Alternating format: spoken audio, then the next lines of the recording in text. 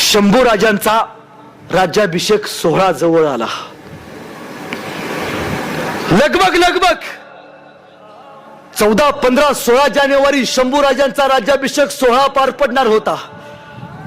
शंभू राजांच्या राज्याभिषेक सोहळ्याला नाना मंत्री, तत्कालीन काळातले नाना पंडित आले होते.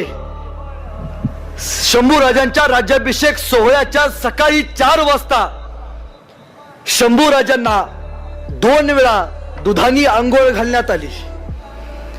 शंभू राजांवरती मध, सोने, नाणे, मसाले यांचा अभिषेक घालण्यात आला.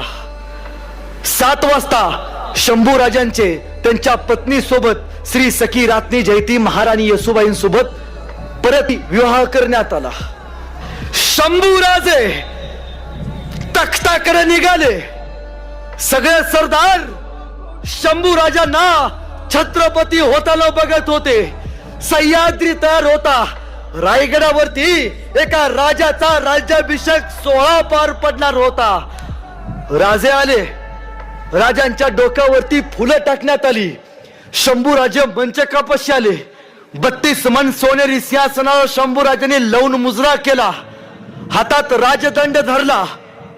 2 पायाने शंभू राजे पुढे झाले आणि 32 मनाच्या सोनेरी सिंहासनावरती शिवरायांनंतर शंभू राजे स्थानापन्न झाले. माग पंडित उभा राहिले आणि गर्जना झाली, छत्रपती संभाजी महाराज की. आणि शंभू राजे छत्रपती म्हणून गादीवरती बसले आणि इतिहास पुटपुटू लागला.